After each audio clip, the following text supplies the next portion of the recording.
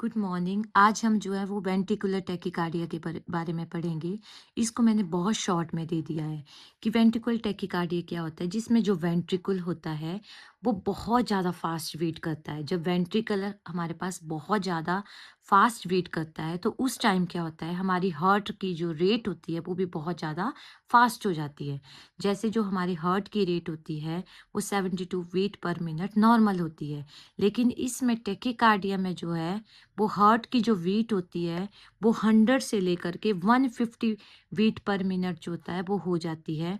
जब हमारे हार्ट की जो बीट होती है 100 से 150 बीट पर मिनट के हिसाब से चलती है तो हम उसको बोलते हैं वेंट्रिकुलर टैकीकार्डिया। लेकिन इसमें क्या होता है, एक ध्यान देने की बात है कि इसमें रिदम हमारी रेगुलर रहेगी। सिर्फ इफेक्ट किस पे पड़ेगा, हमारी हार्ट की बीट पे। तो पहले आपको याद रखना पड़ेगा कि वेंट्रिकुलर टैकीकार्डिया में जो हार्ट की जो बीट होती है वो कितनी हो जाती है, रेट जो होता है हार्ट का 100 टू 150 बीट पर मिनट हो जाता है और रिदम इसमें रेगुलर है।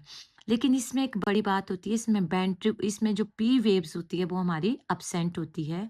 नॉर्मल हमारा क्यूआरएस की जो विड्थ होती है वो 0.12 सेकेंड होती है, लेकिन जब वेंट्रिकुलर टैकीकार्डिया आता है तो वो जो कॉम्प्लेक्स है उसकी जो विड्थ है वो 0.12 सेकेंड से ज़्यादा हो जाती है, वो वाइड जैसा हो जाता है, बिजारे क्यूआरएस कॉम्प्लेक्स बन जाता है। और इसमें क्या होता है, बहुत ज़्यादा फास्ट चलता है और वाइड क्यूआरएस कॉम्प्लेक्स होता है वेंट्रिकुलर टैकीकार्डिया में। तो आपको सिर्फ इतना याद रखना है कि वेंट्रिकुलर टैकीकार्डिया में हमारे पास रेट बढ़ जाता है, पी वेव अपसेंट होती है और क्यू आर जो होता है वो बहुत ज़्यादा वाइड हो जाता है।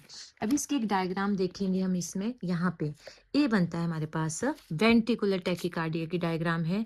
इसमें क्या होता है, मैंने सिंपल से थोड़ा सा समझा देती हूँ। यहाँ क्यू और ए आर और एस, एक क्यू आर एस कॉम्प्लेक्स जो है बहुत ज़्यादा, इसके विड्थ इसकी ज़्यादा हो गई, देखो कितनी सारी। लेकिन इसमें जो नोट करने की बात है, इसमें जो हमारी पी वेव है, इसमें जो हमारी पी वेव है वो क्या है, यहाँ पे अपसेंट है। और जो क्यू आर एस कॉम्प्लेक्स है वो हमारा क्या हो चुका है, सारा बहुत ज़्यादा वाइड हो चुका है। तो आप इसको सिंपल में भी समझ सकते हो। अब आपको इस टाइप की वेट दिख रही है जिसमें जो है जैसे कि ना ही हमारी इसमें पी वेव दिख रही है और क्यू आर कॉम्प्लेक्स ही दिख रहा है, क्यू आर एस ही दिख रहा है और वो भी विड्थ में ज़्यादा दिख रहा है, तो उसको बोलते हैं वेंट्रिकुलर टैकीकार्डिया। तो इसका ईसीजी थोड़ा ध्यान से देखो। इस टाइप का जब भी हमें ईसीजी आता है जिसमें पी वेव अपसेंट है, क्यूआरएस वाइड है, तो उसको बोलते हैं वेंट्रिकुलर टैकीकार्डिया। Thank you.